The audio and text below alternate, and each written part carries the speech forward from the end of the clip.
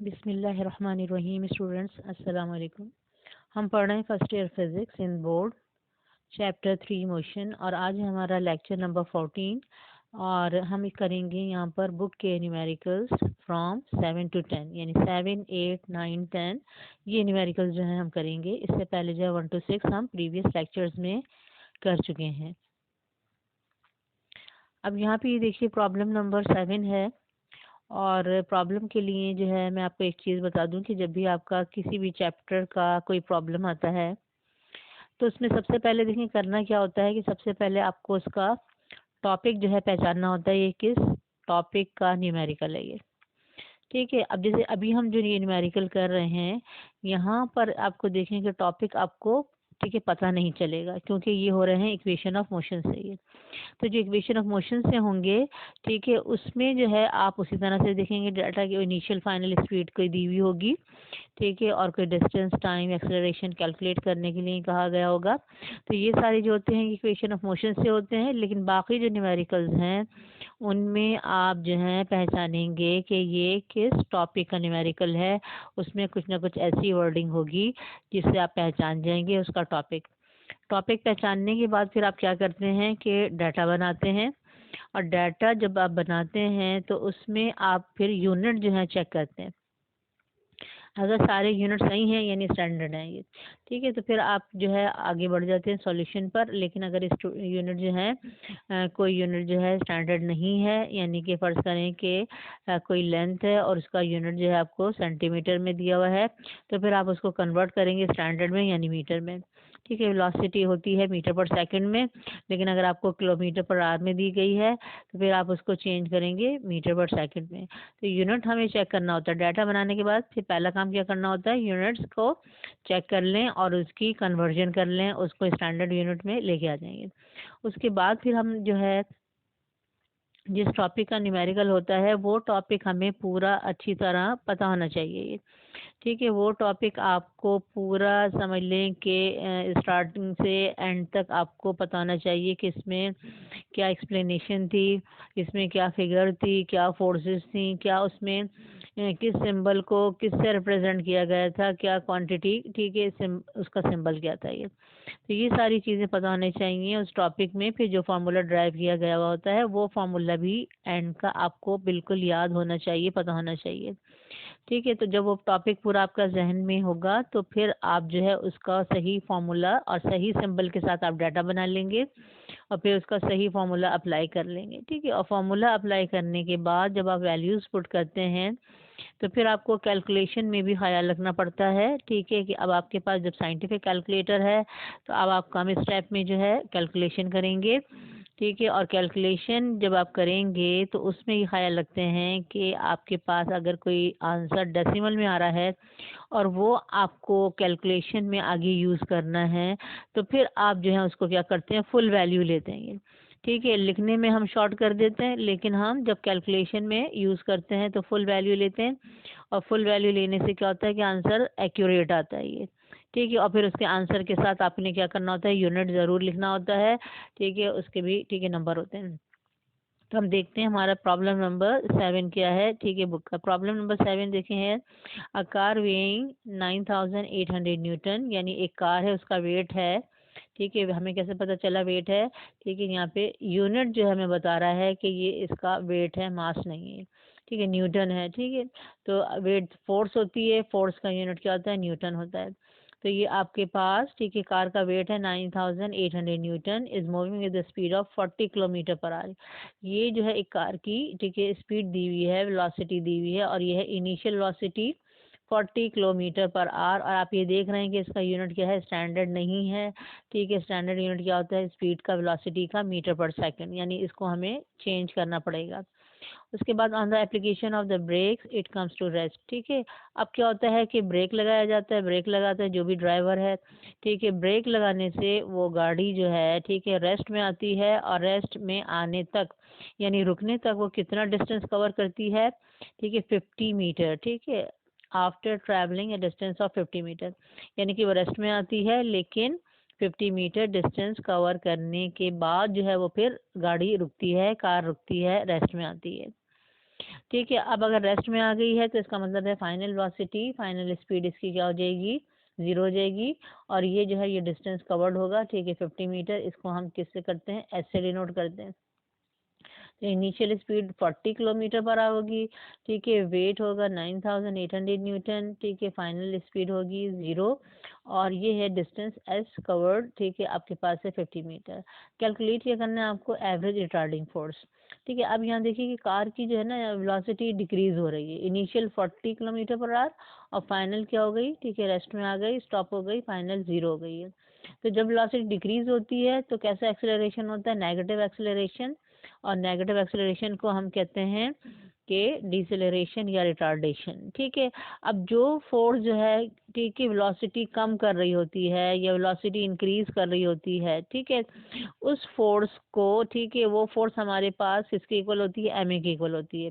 जो फोर्स भी velocity change कर रही होती है, यानी जो फोर्स एक्सेलरेशन प्रोड्यूस करवा रही होती है, वो किसके इक्वल होती है, एम ए के इक्वल होती है। अब अगर वेलोसिटी डिक्रीज हो रही है तो उस फोर्स को, ठीक है, हम क्या कहेंगे, जो फोर्स वेलोसिटी डिक्रीज करवा रही है या नेगेटिव एक्सेलरेशन प्रोड्यूस करवा रही है, उस फोर्स को हम डिसेलरेटिंग फोर्स भी कह सकते हैं या रिटार्डिंग फोर्स भी कह सकते हैं। ठीक है, जैसे प्रीवियस वाला हमने न्यूमेरिकल किया था, वहाँ पे भी हमने डिसेलरेटिंग फोर्स, ठीक है, कैलकुलेट की थी, ठीक है, बुलेट का जो न्यूमेरिकल था। अब यहाँ पे देखें कि रिटार्डिंग फोर्स जो है, ठीक है, यहाँ पर, ठीक है, आपका समझ लें जो भी सिचुएशन उसके हिसाब से होगी।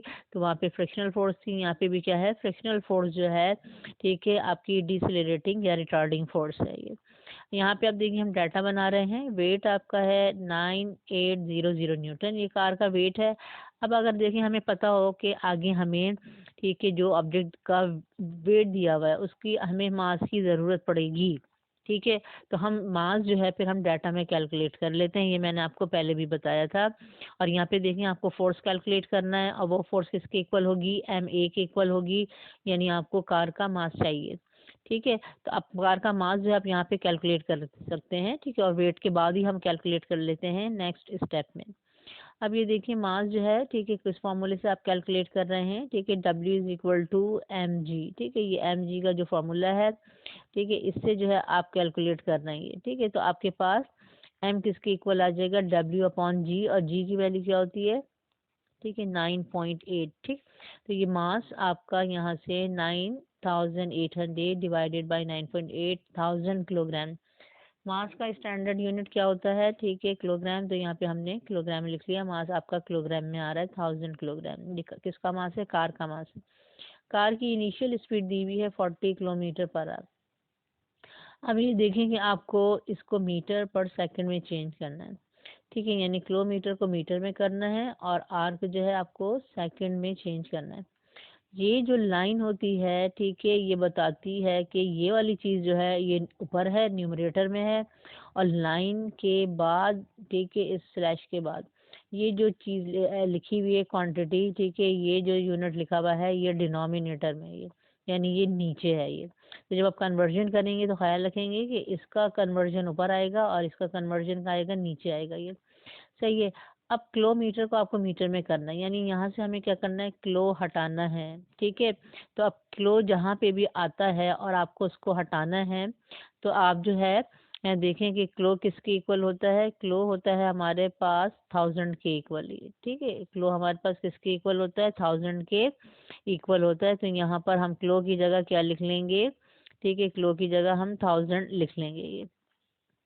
तो यहाँ पर हमने देखें किलो की जगह मैंने 1000 लिखा, ठीक है, और यहाँ पर देखें ये मीटर रहेगा और 1 आवर, ठीक है, आर को आप कैसे चेंज करेंगे, ठीक है, आर को हमें क्या करना है, 1 घंटे को हमें सेकंड में चेंज करना है, यानी हमें ये देखना है कि 1 घंटे में कितने सेकंड्स होते हैं। तो यहाँ पे देखिए कि जब आप 1 आवर को, ठीक है, चेंज करेंगे सेकंड्स में, ठीक है, तो यहाँ पर आपके पास सबसे पहले देखेंगे कि 1 आवर में कितने मिनट्स होते हैं, ठीक है, आपने वो नंबर लिख लिया, ठीक है, 1 आवर में कितने होते हैं, 60 मिनट्स होते हैं, ठीक है, उसके बाद आप देखेंगे 1 मिनट में कितने सेकंड्स होते हैं, तो 1 मिनट में कितने सेकंड होते हैं, 60 सेकंड होते हैं, ठीक है। अब ये जो 60 आ रहा है मल्टीप्लाई बाय 60, जब इस 60 मल्टीप्लाई बाय 60 करेंगे तो जो आंसर आएगा वो किस में आएगा, वो सेकंड में आएगा ये, यानी 1 आवर में कितने सेकंड्स होते हैं, 3600, यानी 3600, ठीक है, सेकंड्स होते हैं। इस तरह से, ठीक है, टाइम की कन्वर्जन करते हैं। ठीक है। या एक एग्जाम्पल मैं आपको और बता दूं कि अगर आपके पास जो है, फर्ज करें आपके पास क्या है, वन, ठीक है, डे का आपके पास जो है, ठीक है, वन डे। अगर वन डे को आपको चेंज करना है आपको सेकंड में, ठीक है, यानी वन डे में कितने सेकंड्स होते हैं। अब आप कैसे करेंगे, सबसे पहले आप देखेंगे कि वन डे में, एक दिन में कितने, ठीक है, घंटे होते हैं, 24 आवर्स, 24 लिख लेंगे आप, ठीक है, आवर में चेंज हो गया। फिर वन आवर में कितने मिनट्स होते हैं, ठीक है, 60 मिनट, आपने 60 से मल्टीप्लाई किया। फिर वन मिनट में कितने सेकंड्स होते हैं, 60, आपने फिर 60 से मल्टीप्लाई किया। तो अब इनको जब मल्टीप्लाई कर लेंगे, 24 मल्टीप्लाई बाय 60 मल्टीप्लाई बाय 60, तो जो नंबर आएगा वो क्या आएगा, सेकंड्स में आएगा, ठीक है, और वो आपको बताएगा कि वन डे में इतने सेकंड्स होते हैं।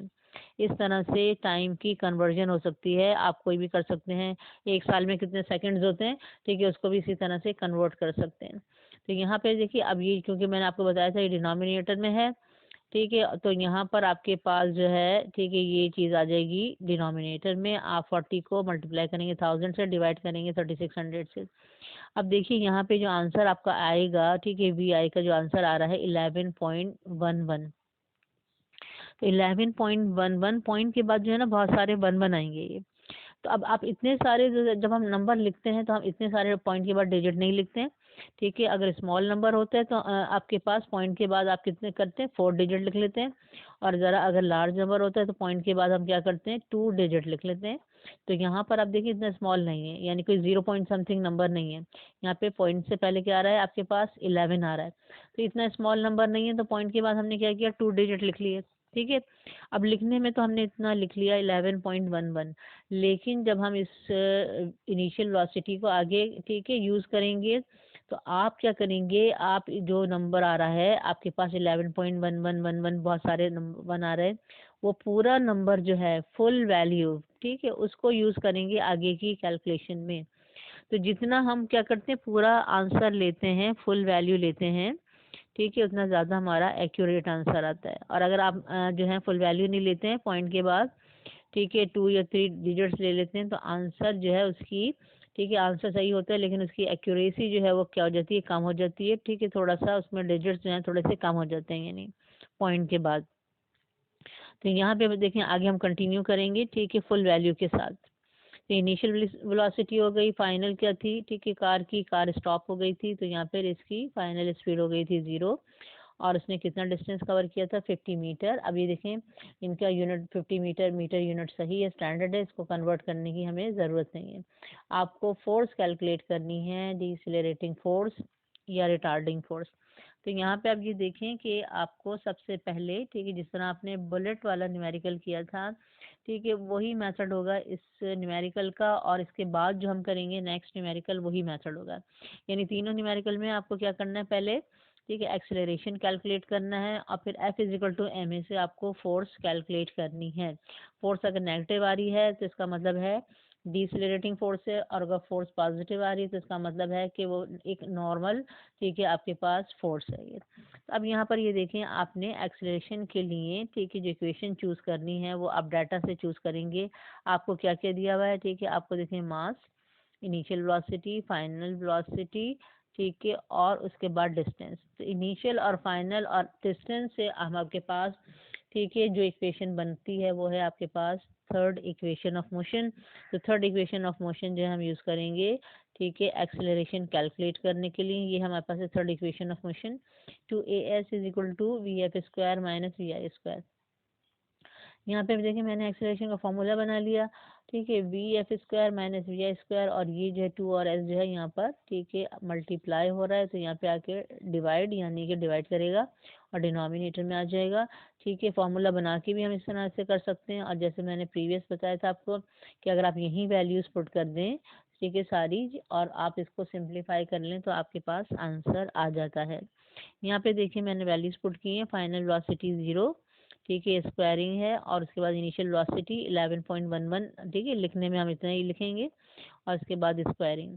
अब आपने जो अभी इनिशियल वेलोसिटी कैलकुलेट की थी, यानी जो कन्वर्जन किया था, कन्वर्जन के बाद आपके पास क्या आ रहा था, 11.1111, बहुत सारे बना रहे थे। तो वहाँ जो भी अब वो वैल्यू आ रही है उसकी फुल वैल्यू का आप क्या करेंगे, स्क्वायर करेंगे यहाँ पे, ठीक है। अगर फुल वैल्यू का स्क्वायर नहीं करेंगे, यानी सिर्फ 11.11 का स्क्वायर करेंगे, तो ये आंसर, ठीक है, ये नहीं आएगा जो यहाँ पे आ रहा है, यानी ये वाले डिजिट जो हैं जो कि 5 और 7 हैं ये चेंज हो जाएंगे, यानी ये कम हो जाएंगे। तो इसका मतलब है कि एक्यूरेसी जो है उसकी कम हो गई है, ठीक है, आंसर की वो लेस एक्यूरेट हो गया। तो यहाँ पे अगर हम फुल वैल्यू का, ठीक है, आपने फुल जो आंसर आ रहा था आप उसको डिलीट नहीं करें, ठीक है, आप फुल वैल्यू का स्क्वायर कर लें और स्क्वायर करने के बाद फिर आप इसको डिवाइड कर दें किससे, 2 से, और डिवाइड जब 2 से करेंगी ठीक है उसका आंसर आएगा, और उसके बाद फिर आप डिवाइड करेंगे, ठीक है, 50 से, ठीक है, यानी 2 से भी डिवाइड करना है और फिर उसके बाद 50 से डिवाइड करना है, क्योंकि 50 भी डिनोमिनेटर में, तो आपके पास ये आंसर आएगा। ये माइनस क्योंकि ब्रैकेट के बाहर है, ये माइनस ऐसे ही रहेगा, ठीक है, आंसर आएगा आपके पास 1.2345, और यहाँ पे मेरे पास 69 आ रहा था, मैंने राउंड ऑफ किया है, ये 7 हो गया ये, ठीक है। एक्सेलरेशन का यूनिट क्या होता है, मीटर पर सेकंड स्क्वायर, और यहाँ पे ठीक है ये नेगेटिव एक्सेलरेशन आ रहा है क्योंकि वेलोसिटी डिक्रीज हो रही है, ये डिसेलरेशन है। अब यहाँ पर आप ये देखें कि हमें कैलकुलेट करनी थी फोर्स, ठीक है, जो कि वेलोसिटी डिक्रीज कर रही है, जो रिटार्डिंग फोर्स है वो हम कैलकुलेट करेंगे किस फार्मूले से, ठीक है, जो भी फोर्स वेलोसिटी चेंज करती है या एक्सेलरेशन प्रोड्यूस करवाती है वो होती है एम ए के इक्वल, ठीक है। तो एम ए, ठीक है, मास हम कैलकुलेट कर चुके हैं 1000, एक्सेलरेशन हमने कैलकुलेट किया है, ये पूरी देखें मैंने वैल्यू पुट की है, ठीक है, पूरी वैल्यू आपको पुट करनी है यहाँ पर, क्योंकि 1000 से मल्टीप्लाई कर रहे हैं, अगर आप पूरी नहीं करेंगे तो आंसर जो है फिर थोड़ा सा आपका इनएक्यूरेट होगा। तो इससे मल्टीप्लाई करने के बाद देखिए मेरे पास आ गया -1234.57, ठीक है, ये आपके पास फोर्स नेगेटिव में आ रही है, ये बता रही है डिसिलरेटिंग फोर्स है। अब जब आंसर आप इस तरह अगर लिखेंगे कि डिसिलरेटिंग फोर्स इज या रिटार्डिंग फोर्स इज, तो फिर यहाँ पर हमें क्या करना होता है, नेगेटिव साइन नहीं लिखना होता है, क्योंकि जब हमने रिटार्डिंग फोर्स कह दिया तो इसका मतलब है कि नेगेटिव साइन इसके साथ मौजूद है, और वो फोर्स जो है, ठीक है, वो डायरेक्शन ऑफ मोशन के ऑपोजिट है, ठीक है, जो फोर्स वेलोसिटी डिक्रीज करवाती है वो क्या होती है, वो opposite to the direction of motion होती है। नेक्स्ट न्यूमेरिकल है हमारा, ठीक है, ये भी उसी मेथड से होगा हमारा। An electron in a vacuum tube starting from rest, ठीक है। अब देखिए वैक्यूम ट्यूब क्या है, इससे पहले जो हमने फर्स्ट न्यूमेरिकल किया था चैप्टर का जिसमें हमने इलेक्ट्रॉन गन, तो इलेक्ट्रॉन गन जो मैंने आपको पूरी बना के, ठीक है, आपको इसकी पिक्चर दिखाई थी, वो पूरी जो चीज़ थी वो थी आपके पास, ठीक है, वैक्यूम ट्यूब था वो, ठीक है, इलेक्ट्रॉन गन शुरू में थी और उसके बाद पूरा आगे तक कुछ था, यानी कि प्लेट्स थी जो कि इसकी मोशन को कंट्रोल कर रही थी, उसके बाद एंड में स्क्रीन थी, तो ये पूरा जो सेटअप था ये वैक्यूम ट्यूब था ये। अब वैक्यूम ट्यूब जो है वो क्यों कहते हैं, इसलिए कहते हैं कि उसके अंदर वो पूरी चीज़ जो होती है, जो आउटलाइन हमने बनाई थी ना, आउटलाइन इस तरह से हमने यूँ करके बनाई थी ये, तो वो जो पूरी आउटलाइन होती है वो ग्लास की होती है, और अंदर जो है उसको क्या किया जाता है, बिल्कुल खाली कर लिया जाता है, ठीक है, बिल्कुल एवाक्यूएटेड जो है वो ट्यूब होती है, यानी वैक्यूम ट्यूब होती है। वैक्यूम का मतलब होता है बिल्कुल खाली, जिसके अंदर कोई गैस हवा भी नहीं होती, ठीक है। तो जब उसमें से हवा भी बाहर निकाल ली जाती है और कोई गैस या कोई हवा नहीं होती है, तो फिर वो चीज़ जो बिल्कुल खाली होती है उसके कहते हैं वैक्यूम, और वो ट्यूब होती है वैक्यूम ट्यूब। तो वही सेटअप समझ लें कि इलेक्ट्रॉन जो है वैक्यूम ट्यूब में है और स्टार्ट कर रहा है किससे, फ्रॉम रेस्ट से, यानी उसकी इनिशियल वेलोसिटी क्या है, 0 है, ठीक है। अब उसके बाद उसके अंदर एक्सेलरेशन प्रोड्यूस होता है, यानी उसकी वेलोसिटी इंक्रीज होती है। तो वेलोसिटी इंक्रीज हो रही है तो इसका मतलब है कि क्या हो रहा है, वहाँ पर एक फोर्स सप्लाई हो रही है जो कि वेलोसिटी को इंक्रीज करवा रही है, ठीक है, या एक्सेलरेशन प्रोड्यूस करवा रही है। जो फोर्स एक्सेलरेशन प्रोड्यूस करवाती है वो किसके इक्वल होती है, एम ए के इक्वल होती है। अब यहाँ पर देखें कि हमने देखा था इलेक्ट्रॉन गन में कि वेलोसिटी कैसे इंक्रीज हो रही थी इलेक्ट्रॉन्स की, जब इलेक्ट्रॉन्स इनिशियली, ठीक है, निकलते हैं, उसके बाद जो है, ठीक है, वेलोसिटी इंक्रीज होती है बाय अप्लाइंग हाई वोल्टेज, ठीक है, हम वहाँ पे देखा था हमने high voltage, high positive voltage apply किया था। वो पॉजिटिव वोल्टेज क्या होता है, नेगेटिव इलेक्ट्रॉन्स को अट्रैक्ट करता है, और उससे जो है, ठीक है, ये इलेक्ट्रॉन जो है फास्ट हो जाते हैं या उनकी वेलोसिटी इंक्रीज हो जाती है। तो जितना ज़्यादा हाई वोल्टेज होता है उतनी ज़्यादा, ठीक है, वेलोसिटी इंक्रीज होती है ये। तो यहाँ पर देखें जो वोल्ट इलेक्ट्रिक फील्ड लिखा हुआ है, ठीक है, वो यही है कि यहाँ पर बाय वोल्टेज जो है, ठीक है, उसकी वेलोसिटी इंक्रीज करवा रहे हैं, वेलोसिटी इंक्रीज हो गई, फाइनल स्पीड जो है कितनी है इलेक्ट्रॉन की, ठीक है 6 एक्सपोनेंट 6 मीटर पर सेकेंड। अब जितनी देर में, ठीक है, जितना डिस्टेंस कवर करने के बाद जो वेलोसिटी चेंज हुई है वो है हमारा 1.8 सेंटीमीटर, यानी कि इलेक्ट्रॉन जो फर्ज करने के ये पॉइंट है जहाँ से ये निकले हैं, ठीक है, ये पॉइंट है जहाँ से ये इलेक्ट्रॉन जो है ये इमिट आउट हुए हैं, और फिर यहाँ पे इनकी वेलोसिटी 0 है, और फिर ये इतना डिस्टेंस कवर करते हैं, ठीक है, जहाँ पर हाई वोल्टेज है वेलोसिटी इंक्रीज होती है, और फिर यहाँ तक पहुँचने के बाद, ठीक है, कितनी वेलोसिटी हो जाती है इनकी 6 एक्सपोनेंट 6 मीटर पर सेकेंड। तो अब ये जो इन्होंने ये डिस्टेंस कवर किया है ये इनका कितना है 1.8 सेंटीमीटर, ठीक है, जितनी देर में जितने डिस्टेंस कवर करने के बाद वेलोसिटी, ठीक है, चेंज हुई है वो डिस्टेंस इनका 1.8 सेंटीमीटर है, ठीक है, ये हमें दिया हुआ है। अब कैलकुलेट करना क्या है आपको, find the force acting on the electron, ठीक है, वो फोर्स जो कि वेलोसिटी इंक्रीज करवा रही है या एक्सेलरेशन प्रोड्यूस करवा रही है। तो यहाँ पर जो फोर्स है, ठीक है, वो इलेक्ट्रिकल फोर्स है, ठीक है, यहाँ पे कोई फ्रिक्शनल फोर्स नहीं है। और ये अब इलेक्ट्रिकल फोर्स जो है, सारी इलेक्ट्रिसिटी के जो चैप्टर्स हैं ये आप सेकेंड ईयर में पढ़ेंगे, और ये जो सारा सेटअप होता है वैक्यूम ट्यूब का ये आप 14 चैप्टर में इसकी डिटेल जो है वो पढ़ लेंगे। तो वो फोर्स जो है इलेक्ट्रिक फोर्स है, ठीक है, उसका क्या फॉर्मूला होता है, ठीक है, वहाँ पे आप अलग देखेंगे, लेकिन यहाँ पर आप इस फोर्स को कैलकुलेट करेंगे किससे, ठीक है, ma से, क्योंकि यहाँ पे एक्सेलरेशन प्रोड्यूस हो रहा है और इनिशियल फाइनल वेलोसिटी आपको गिवन है ये, ठीक है। मास ऑफ इलेक्ट्रॉन देखें आपको गिवन है 9.1 एक्सपोनेंट -31 किलोग्राम। तो कांस्टेंट्स की जो वैल्यूज होती हैं, ठीक है, नॉर्मली आपको न्यूमेरिकल में दी जाएंगी, ठीक है, न्यूमेरिकल में, यानी सेक्शन बी में जब आप न्यूमेरिकल या शॉर्ट क्वेश्चंस होते हैं उसके साथ, ठीक है, आपको ज़रूरत पड़ती है किसकी, ठीक है, इनकी कांस्टेंट्स की। तो कांस्टेंट्स की वैल्यू जो है दे देते हैं, लेकिन अगर बहुत ही कोई ज़्यादा इजी कांस्टेंट है जैसे वैल्यू ऑफ जी, ठीक है, एक्सेलरेशन ड्यू टू ग्रेविटी, तो आपको, ठीक है, वो पता होना चाहिए, ठीक है, 9.8, तो वो यूजुअली नहीं देते हैं।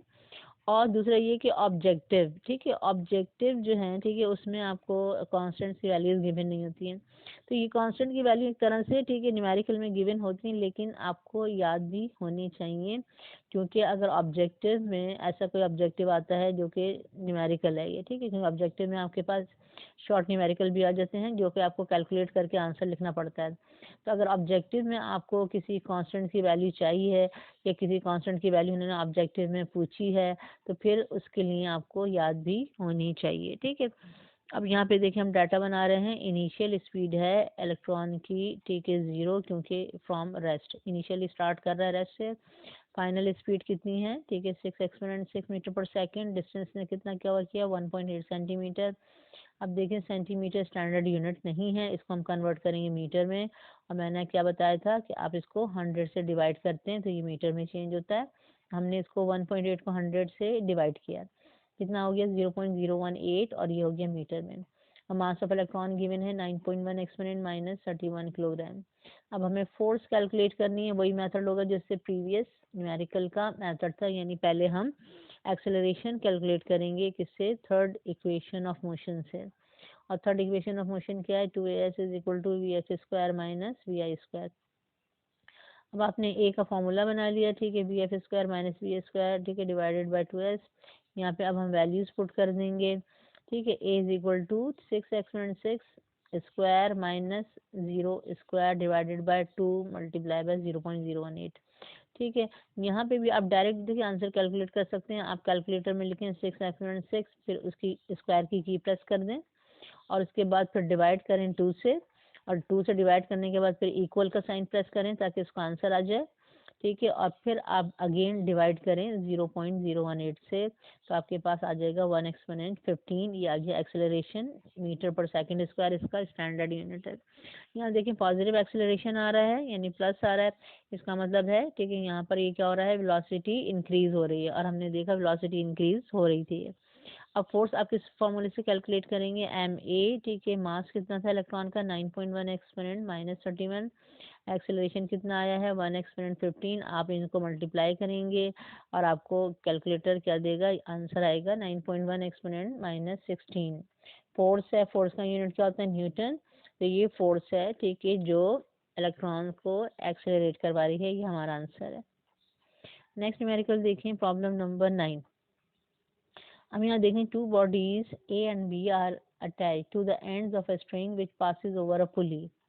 ठीक है। अब देखें पुली का जो वर्ड आ रहा है यहाँ पर, ये बता रहा है कि ये न्यूमेरिकल किसका है। ठीक है, पुली के टॉपिक का है। और पुली के टॉपिक में हमने 2 केसेस पढ़े थे। ठीक है, एक केस था जिसमें दोनों बॉडीज या दोनों ब्लॉक जो थे वर्टिकली हैंग थे, और दूसरा जो केस था उसमें एक ब्लॉक जो था वो हैंग किया हुआ था और दूसरा ब्लॉक हॉरिजॉन्टल सरफेस पे रखा था। तो यहाँ पे अब हमें, पहले हमने क्या पहचान लिया कि ये पुली का न्यूमेरिकल है। दूसरी चीज़ अब हम ये पहचानेंगे कि ये पुली का कौन सा केस है, फर्स्ट है या सेकंड है। और फिर उसके लिहाज से ठीक है हम जो है यहाँ पर फॉर्मूला अप्लाई करेंगे। अगर फर्स्ट केस है तो फर्स्ट केस का फॉर्मूला अप्लाई होगा, और अगर सेकंड केस है तो सेकंड केस का फॉर्मूला अप्लाई होगा।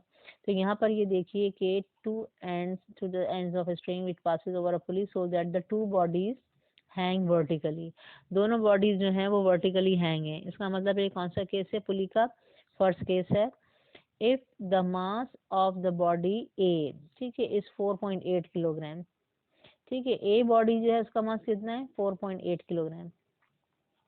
Find mass of the body B, आपको बॉडी बी का मास मालूम करना है, which moves down with an acceleration of 0.2 metre per second square. ठीक है, अब एक्सेलरेशन तो दोनों बॉडीज का सेम होता है। ठीक है, तो ये एक्सेलरेशन जो है, ठीक है, बॉडी ए का भी है बॉडी बी का भी है, और ये है 0.2 मीटर पर सेकंड स्क्वायर।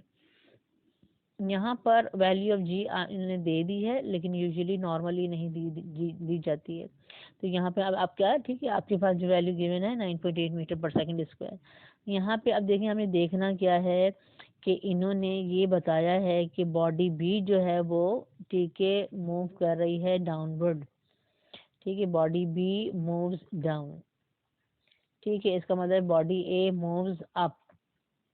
ठीक है, यानी कि ये अब जो है जो टॉपिक हमने पुली का पढ़ा था उससे थोड़ा सा क्या हो गया, रिवर्स हो गया है। क्योंकि हमने, ठीक है, क्या किया था, ये जो बॉडी डाउनवर्ड मूव करती है इसको हमने ए का नाम दिया था, और जो बॉडी अपवर्ड मूव करती है उसको हमने बी का नाम दिया था। इन्होंने इसको रिवर्स कर दिया है, लेकिन रिवर्स करने से कुछ नहीं होगा। ठीक है, जो बॉडी डाउनवर्ड मूव कर रही है, ठीक है, उसका मास हमने क्या लिया था, m1। तो हम इसका मास m1 लेंगे, हम इसका m2 नहीं करेंगे। अगर ये बॉडी बी भी है, ठीक है, लेकिन ये डाउनवर्ड मूव कर रही है, तो हम इसका मास m1 लेंगे। क्योंकि हमने इसी तरह से अपना फॉर्मूला ड्राइव कर किया था कि जो बॉडी डाउनवर्ड मूव कर रही है वो m1 है, और जो बॉडी अपवर्ड मूव कर रही है वो m2 है। ठीक है, अब वो a है, b है, c d है, कुछ भी है, इससे हमें फर्क नहीं पड़ेगा।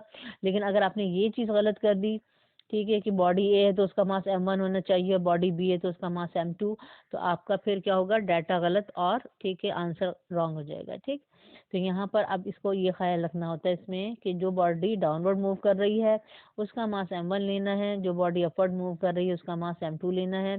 तो अब बॉडी बी का जो इन्होंने मास दिया हुआ है, ठीक है, बॉडी बी का मास जो है आपको कैलकुलेट करना है। ठीक है, और आपने, ठीक है, यहाँ पर जो है बॉडी ए का मास इन्होंने दिया हुआ है m2, तो m2 है आपके पास 4.8 किलोग्राम। ठीक है, बॉडी ए का मास इन्होंने दिया हुआ है 4.8 किलोग्राम, और बॉडी बी का मास हमें, ठीक है, कैलकुलेट करना है, यानी हमें m1 जो है वो कैलकुलेट करना है। ठीक है, find the mass of body B, यानी हमें, ठीक है, m1 कैलकुलेट करना है, which is moving down. Acceleration दिया हुआ है जो कि दोनों का एक्सेलरेशन है। ठीक है, ये डाउनवर्ड आ रही है, ये अपवर्ड जा रही है, दोनों का एक्सेलरेशन है ए 0.2 मीटर पर सेकंड स्क्वायर, जी की वैल्यू दी हुई है 9.8 मीटर पर सेकंड स्क्वायर। अब इसमें क्योंकि एक्सेलरेशन गिवन है, देखिए हमने पुली के केसेस में कौन कौन से फार्मूले ड्राइव किए थे, एक एक्सेलरेशन का फार्मूला ड्राइव किया था, दूसरा टेंशन इन द स्ट्रिंग। अब यहाँ पे टेंशन ना गिवन है और ना आपसे पूछी गई है, तो यहाँ टेंशन का फार्मूला हम यूज़ नहीं करेंगे, एक्सेलरेशन गिवन है, तो यहाँ पे हम एक्सेलरेशन का फार्मूला यूज़ करेंगे और उस फार्मूले से हम m1 कैलकुलेट करेंगे। तो यहाँ पे ये देखिए कि अब एक्सेलरेशन लिखने में फर्स्ट केस में जो हमने एक्सेलरेशन का फार्मूला ड्राइव किया था वो हम लिख रहे हैं, a is equal to m1 minus m2 g divided by m1 plus m2। यहाँ पे अब आप वैल्यूज पुट करेंगे जो डाटा में गिवन है।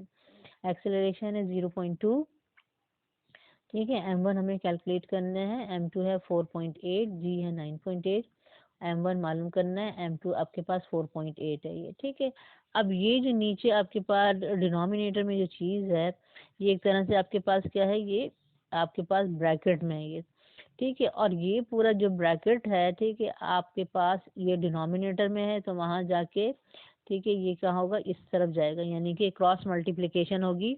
जब दूसरी साइड पे जाएगा तो 0.2 से, ठीक है, ये पूरा ब्रैकेट जो है वो मल्टीप्लाई हो जाएगा। तो यहाँ पे देखिए इसी तरह मैंने लिखा है, ये 0.2 से m1 प्लस 4.8 मल्टीप्लाई हो रहा है, और यहाँ पे क्या था ऊपर न्यूमरेटर में m1 माइनस 4.8 इंटू 9.8। अब मल्टीप्लिकेशन करेंगे, 0.2 को मैंने m1 से मल्टीप्लाई किया, 0.2 m1, 0.2 को मैंने 4.8 से मल्टीप्लाई किया, 0.96, अब प्लस का प्लस, ठीक है, m1 को 9.8 से मल्टीप्लाई किया, 9.8 m1, ठीक है, माइनस 4.8 को 9.8 से मल्टीप्लाई किया, 47.04। अब क्या करना है, हमें m1 की वैल्यू मालूम करना है। m1 एक जगह कर लेंगे, नंबर जो है दूसरी साइड पे कर लेंगे। तो यहाँ पे ये देखिए कि ये जो माइनस 47.04 है, ये जब दूसरी साइड पे जाएगा तो पॉजिटिव हो जाएगा, ये पॉजिटिव हो गया 47.04, और यहाँ पे क्या था पहले से 0.96। ये जो है यहाँ पॉजिटिव है 0.2 m1, ये दूसरी साइड पे जाएगा तो नेगेटिव हो जाएगा, ये नेगेटिव हो गया, ठीक है, माइनस 0.2 m1। यहाँ पे अब ये देखें दोनों प्लस प्लस यानी ऐड हो रहे हैं, तो इन दोनों को ऐड कर लेंगे हम, आएगा आंसर हमारा 48। यहाँ पे है plus minus, plus minus minus होता है, यानी माइनस करेंगे आप, 9.8 में से 0.2 माइनस करेंगे तो आएगा 9.6, और नंबर किसका, साइन किसका होता है हमेशा बड़े नंबर का, तो ये आएगा पॉजिटिव 9.6 m1। अब आपको m1 की वैल्यू मालूम करनी है, तो ये 9.6 मल्टीप्लाई हो रहा है इससे, तो जब यहाँ जाएगा तो इसके डिनोमिनेटर में आएगा, यानी डिवाइड करेगा, तो m1 इज इक्वल टू क्या हो जाएगा 48 डिवाइडेड बाय 9.6। तो मैंने इसको इस तरह लिखा है, क्योंकि हम m1 की वैल्यू कैलकुलेट कर रहे हैं, हम इसको इधर कर देंगे और इसको इधर कर देंगे। तो m1 is equal to 48 divided by 9.6, divide किया मैंने, आंसर आया 5 किलोग्राम। ठीक है, तो ये आपके पास बॉडी बी का मास जो कि अपवर्ड मूव कर रही है, ठीक है, उसका मास आया है आपके पास, ठीक है, 5 किलोग्राम। एक मिनट, ठीक है, ठीक है, बॉडी आपको किसका मास में, जिसका मास मालूम किया, ठीक है, m1 मालूम किया, बॉडी बी का मास है जो कि डाउनवर्ड मूव कर रही है, ठीक है, इसका मास आपने कैलकुलेट किया है, ठीक है, 5 किलोग्राम। नेक्स्ट न्यूमेरिकल है हमारा problem number 10। Two bodies of masses 10.2 kilogram and 4.5 kilogram are attached to the two ends of a string which passes over a pulley. ठीक है, यहाँ से हमें क्या पता चल गया, ये पुली का न्यूमेरिकल है। आगे हमें देखना है कि अब कौन सा केस है। In such a way that the body of mass 10.2 kilogram lies on a smooth horizontal surface. ठीक है, एक बॉडी जो है जिसका मास 10.2 किलोग्राम है वो रखी हुई है किस पर, एक हॉरिजॉन्टल सरफेस पर, and the other body Hanks vertically, दूसरी बॉडी जो है वर्टिकली हैंग है। यानी ये कौन सा केस है, ये सेकंड केस है, और हम यहाँ पे जो फॉर्मूला अप्लाई करेंगे वो सेकंड केस के ही, ठीक है, फॉर्मूले होंगे। अब मालूम क्या करना है, find the acceleration of the bodies, ठीक है, क्योंकि दोनों बॉडीज का सेम एक्सेलरेशन होता है, ए कैलकुलेट करना है, and the tension in the string, ठीक है, टी कैलकुलेट करना है, पूरी स्ट्रिंग में एक ही टेंशन होती है टी, ठीक है, वो टी आपको कैलकुलेट करना है, and also the force which the surface exerts on the body of mass 10.2 kilogram. जो बॉडी हॉरिजॉन्टल सरफेस पे रखी है 10.2 किलोग्राम की, उस पे सरफेस कितनी फोर्स लगा रही है वो फोर्स आपको कैलकुलेट करनी है। तो अब यहाँ पे भी हमें देखें क्या ख्याल रखना पड़ेगा, ये नहीं देखना पड़ेगा कि जो मास ज़्यादा और मास कम, ठीक है, हमें ये देखना पड़ेगा कि जो बॉडी रखी है हॉरिजॉन्टल सरफेस पर उसका मास हम लेते हैं m2, और जो बॉडी वर्टिकली हैंग है उसका मास हम लेते हैं m1। इस लिहाज से हमने अपना फॉर्मूला ड्राइव किया था एक्सेलरेशन का और टेंशन का। ठीक है, तो आप भी जो है फिर जो है इसी तरह से डाटा बनाएंगे। इन्होंने बता दिया 10.2 किलोग्राम स्मूथ हॉरिजॉन्टल सरफेस पे रखा है, तो 10.2 क्या होगा हमारा m2 होगा, और दूसरा इन्होंने मास बताया 4.5 किलोग्राम, यानी ये वर्टिकली हैंग है, तो ये होगा हमारा m1। ठीक है, अब यहाँ पे देख लें फिगर से भी कि आपका 4.5 जो है वर्टिकली हैंग है, और जो वर्टिकली हैंग होता है उसको m1 ले रहे होते हैं, और ये 10.2 आपका हॉरिजॉन्टल सरफेस पे रखा हुआ है। तो जो हॉरिजॉन्टल सरफेस पे रखा होता है चाहे वो कम हो ज़्यादा हो, लेकिन उसको हम क्या लेंगे, m2 लेंगे। दोनों बॉडीज जो हैं, ठीक है, मूव कर रही हैं, तो इसकी ये जो है इसकी क्या डायरेक्शन होती है, इस तरफ होती है, और ये होती है डाउनवर्ड मूव कर रही होती है। एक्सेलरेशन क्या होता है, ए। स्ट्रिंग के अंदर जो टेंशन आती है वो होती है टी, ठीक है, और ये टी जो है हम कैलकुलेट करेंगे फॉर्मूले से। यहाँ पे ये देखिए कि दोनों का वेट जो है, ठीक है, हमने देखा था जब हमने इसका फॉर्मूला ड्राइव किया था कि वेट कहाँ, ठीक है, एक्ट कर रहा होता है वर्टिकली डाउनवर्ड, ठीक है, विच इज W1, और यहाँ पे इसका वेट भी, ठीक है, वर्टिकली डाउनवर्ड, ठीक है, W2। यहाँ पे जो बॉडी रखी हुई है हॉरिजॉन्टल सरफेस पर, ठीक है, उसका वेट जो है वो क्या कर रहा होता है, ठीक है, फोर्स लग रही होती है किसके ऊपर, टेबल के ऊपर, और ये जो टेबल है सरफेस से ये फोर्स लगाती है ब्लॉक के ऊपर अपवर्ड। इसको हम कहते हैं नॉर्मल रिएक्शन, यानी वो फोर्स जो सरफेस लगाती है ऑब्जेक्ट पर या बॉडी पर, ठीक है, उसको हम कहते हैं नॉर्मल रिएक्शन। और नॉर्मल रिएक्शन मैंने कहा था किससे डिनोट करते हैं, आर से डिनोट करते हैं, और नॉर्मल जो है होता है हमेशा, ठीक है, ये जो होता है ये हमेशा परपेंडिकुलर टू द सरफेस होता है, यानी 90 डिग्री का एंगल बनता है। तो अब ये कह रहे हैं कि वो फोर्स कैलकुलेट करें, ठीक है, जो कि सरफेस एग्जर्ट कर रही है, ठीक है, इस बॉडी के ऊपर, ये ठीक है, यानी 10.2 किलोग्राम बॉडी पर। तो इसका मतलब है हमें कौन सी फोर्स कैलकुलेट करनी है, आपको आर कैलकुलेट करना है, ठीक है। और हमें पता है इस केस में हमने देखा था कि क्योंकि ये ब्लॉक जो है, ठीक है, इस डायरेक्शन में मूव कर रहा है, ठीक है, ये ब्लॉक जो है, ठीक है, in the direction of R, ये in the direction of W move नहीं कर रहा है। तो इसमें क्योंकि जिस डायरेक्शन में ब्लॉक मूव नहीं करते, इसका मतलब है कि वो फोर्सेस क्या कर रही हैं, बैलेंस कर रही हैं एक दूसरे को, यानी आर और W2 जो है ये, ठीक है, बैलेंस कर रही हैं, यानी आर और W2 क्या होगा, इक्वल होगा, और ऑपोजिट हैं, और एक दूसरे को क्या कर देती हैं, फिर वो कैंसिल आउट कर देती हैं। इसी वजह से बॉडी इस डायरेक्शन में मूव नहीं कर रही है। तो इस केस में हमने देखा था कि आर W2 के इक्वल है। तो यहाँ पे भी जब हम आर कैलकुलेट करेंगे तो कैसे करेंगे, ठीक है, are is equal to W2 से ही कैलकुलेट करेंगे। यहाँ पे देखिए अब हमने डाटा बनाया है, ठीक है, M1, ठीक है, जो वर्टिकली हैंगे वो है 4.5 किलोग्राम, ठीक है, M2, ठीक है, जो आपके पास रखा हुआ है हॉरिजॉन्टल सरफेस पर, वो है 10.2 किलोग्राम, ठीक है, G है 9.8 मीटर पर सेकंड स्क्वायर, ठीक है, G की वैल्यू देखें गिवन नहीं है, लेकिन हमें चाहिए, हमने डाटा में लिख ली। यहाँ एक्सेलरेशन कैलकुलेट करना है, टेंशन कैलकुलेट करना है, और force by the horizontal surface ये कैलकुलेट करना है। यहाँ पे देखें एक्सेलरेशन का अब हम वो फॉर्मूला यूज़ करेंगे जो हमारा सेकंड केस में आया था, m1g divided by m1 plus m2। हमने वैल्यूज पुट की, m1 4.5 multiply by g 9.8, m1 4.5, m2 10.2। अब यहाँ पे आप क्या करेंगे, ठीक है, इन दोनों को मल्टीप्लाई कर लेंगे, ठीक है, आंसर लिख लेंगे, और इन दोनों को ऐड करके आंसर लिख लेंगे, और फिर ठीक है आप जो है ऊपर की वैल्यू को नीचे की वैल्यू से डिवाइड कर देंगे, ठीक है, आपका आंसर सही आ जाएगा। और दूसरा आप ये कर सकते हैं, आपके पास साइंटिफिक कैलकुलेटर है तो आप जो है पूरी इक्वेशन इसकी बना के और डायरेक्ट आंसर भी कैलकुलेट कर सकते हैं। आप लिखेंगे 4.5 मल्टीप्लाई बाय 9.8, और फिर नीचे वाली जो ये पूरी चीज़ है आप इसको ब्रैकेट में देंगे, ठीक है। आप यहाँ पर आपके जो है कैलकुलेटर में एक ब्रैकेट का साइन होता है, ठीक है, इस तरह से आपके पास ब्रैकेट के, ठीक है, कीज होती हैं, साइन बना होता है। तो आप क्या करेंगे कि आप जो है जब आप इसको मल्टीप्लाई करेंगे 4.5 को 9.8 से, उसके बाद फिर आप डिवाइड का साइन के बाद आप ब्रैकेट लगाएंगे ये वाला, और फिर लिख देंगे 4.5 प्लस 9.2, और फिर ये वाला ब्रैकेट प्रेस कर देंगे। फिर जब आप इक्वल करेंगे तो आंसर आपका सही आ जाएगा। यानी ब्रैकेट लगाने से क्या होगा कि कैलकुलेटर जो है पहले इन दोनों नंबरों को ऐड कर लेगा, जो ब्रैकेट के अंदर है उनको पहले सॉल्व कर लेगा, ठीक है, और फिर उसके बाद जो है वो डिवाइड करेगा।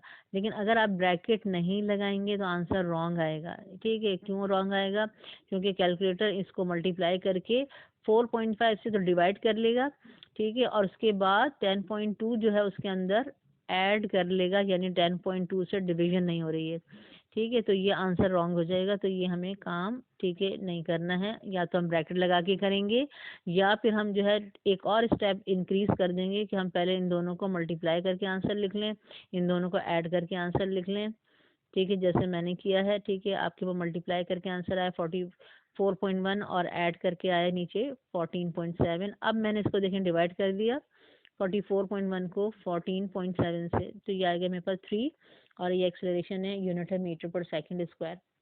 टेंशन के लिए भी वही फॉर्मूला यूज़ करेंगे जो सेकंड केस का, m1 m2g divided by m1 plus m2, और ये सारी वैल्यूज़ हमें गिवन है, यहाँ पे इनकी वैल्यूज़ पुट कर देंगे। 4.5 मल्टीप्लाई बाय 10.2 मल्टीप्लाई बाय 9.8, जी की वैल्यू है, नीचे वही आएगा 4.5 प्लस 9.2। अब इन दोनों को ऐड करके आपको पता है क्या आ रहा है, आप वही लिख लेंगे 14.7। यहाँ पे तीनों को मल्टीप्लाई करके आप लिख लेंगे, जो आंसर आ रहा है 449.82। और फिर आप इसको डिवाइड कर देंगे 14.7 से, तो आपके पास टेंशन आ जाएगी 13.6। ठीक है। और यहाँ पे अगर डायरेक्ट करना चाहें तो इसी तरह करेंगे कि आप इस तरह सबको लिखें कैलकुलेटर में, और फिर डिवाइड करने के बाद ब्रैकेट लगा दें, और ब्रैकेट के बाद फिर लिख दें 4.5 प्लस 10.2 और फिर ब्रैकेट लगा दें। ठीक है। तो आंसर आपका डायरेक्ट फिर आ जाएगा 30.6। टेंशन क्योंकि फोर्स होती है। ठीक है। तो यहाँ पे इसका यूनिट भी क्या होगा, न्यूटन होगा। ये लास्ट इसमें जो चीज़ हमें कैलकुलेट करनी है वो फोर्स ऑन 10.2 किलोग्राम, ठीक है, by the horizontal surface. Horizontal surface कितनी फोर्स एक्सर्ट कर रही है ऑन 10.2 किलोग्राम, ये हम कैलकुलेट करेंगे। इससे हमने देखा कि ये क्या है, इक्वल होता है R is equal to W, R is equal to W2। ठीक है। W का फॉर्मूला क्या होता है, mg। ठीक है। ये किसकी सेकंड बॉडी की बात हो रही है। ठीक है। तो ये आपके पास इसका मास देखिए मैंने m2 लिया है, और m2 कितना है 10.2 है, g की वैल्यू 9.8 है। इनको मल्टीप्लाई किया, मेरे पास आ गया 99.96। ठीक है। r भी क्या है, फोर्स है। ठीक है, नॉर्मल रिएक्शन, तो इसका यूनिट भी क्या होगा, न्यूटन। ठीक है। तो यहाँ पे r is equal to 99.96 newton. तो यहाँ पे स्टूडेंट्स आज हमने, ठीक है, 4 न्यूमेरिकल सॉल्व कर लिए। उम्मीद है आपको समझ में आ गए होंगे। आप अपना फीडबैक दिया करें। ठीक है, समझ में आ रहा है। ठीक है। तो आप जो है इसको लाइक करें, शेयर करें, कमेंट्स दिया करें। ठीक है। और ज़्यादा से ज़्यादा जो है फिर आप इसको स्टूडेंट्स के साथ शेयर करें।